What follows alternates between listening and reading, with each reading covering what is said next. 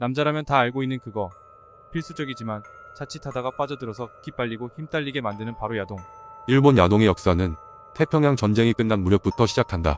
당시 일본을 점령한 미군은 일제의 저열한 만행들이 천황 중심의 보수적인 일본화해 때문이라고 생각했다. 그래서 의도적으로 키스신이나 스킨십 장면을 집어넣는 등등 서구의 자유주의 문화를 유입시키려고 했다. 미군이 성계방에 물꼬를 틀자 몇몇 중소규모의 스튜디오들이 암암리에 섹스 영화를 만들기 시작했다. 전쟁 당시 일제를 미화시키는 선전 영화, 뉴스 영화를 만들던 영화사들이 전쟁이 끝나고 일거리가 없어지자 궁여지책으로 만들어낸 것. 이런 걸 블루필름이라고 불렀다. 보통 야동이라고 하면 야한 동영상, 미국 말로 포르노라고 불리는데요. 우리 아버지 세대 때만 하더라도 야한 비디오를 하나 구하려면 비디오 왕에 가서 눈치 보며 빌려야 했는데요. 지금은 인터넷과 컴퓨터, 스마트폰의 발달로 누구나 쉽게 접할 수 있게 되었습니다.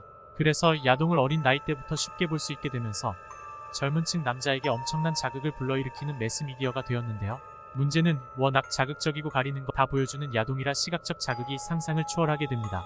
특히 시각적 자극에 쉽게 빠지는 남자에게는 시청각 자료가 더욱더 큰 도파민을 주게 됩니다. 문제는 이뿐만이 아닙니다. 야동 내용은 보통 제작자들, 창작에 의한 작품일 경우가 많은데요.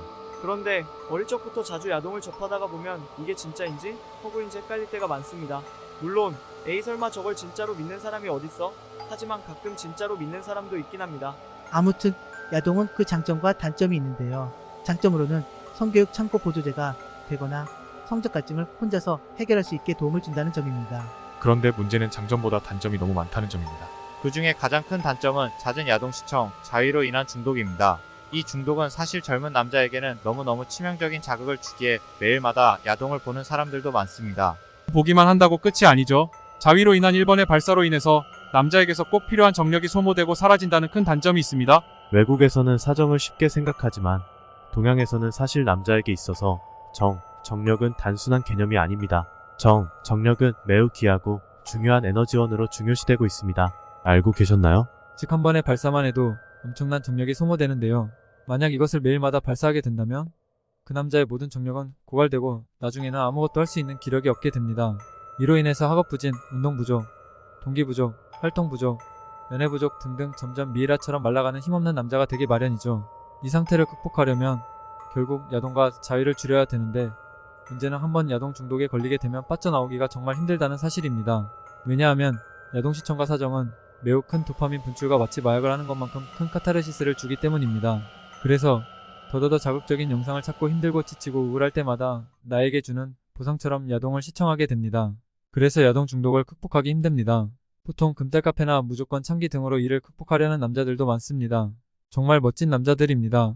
의도는 좋으나 문제는 단순히 참기 라는 방법만으로 노력을 한다면 매번 리셋 실패라는 한계에 부딪히기 쉽습니다.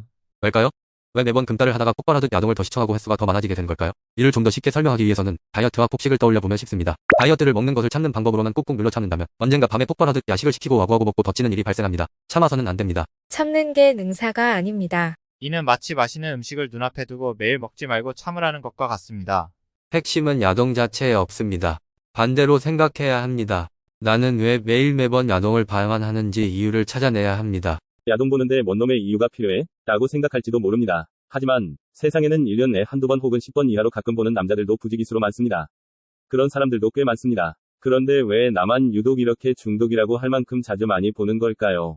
그 이유는 바로 야동과 사정이 여러분의 우울감, 고립감, 열등감, 분노를 대신해서 해소해주기 때문입니다. 다시 한번 말씀드리겠습니다. 야동과 사정은 여러분의 억눌러진 감정을 유일하게 표출하고 몸의 감각을 느낄 수 있는 수단입니다. 심리적으로 건강한 사람에게는 야동은 어쩌다가 재미로 한두 번 보는 정도로 끝납니다. 그러나 심리적으로 다른 문제들이 내재되어 있는 남자들에게는 야동 자위로 얻게 되는 카타르시스는 도파민 중독으로 연결되어 유일한 인생의 낙이 되어버립니다. 이는 마치 마약을 하면서 유일한 희망 느끼는 마약 중독자와 다름없는 메커니즘입니다. 그래서 어쩌란 말이냐 라고 말실 분들에게 정답을 들려드리겠습니다.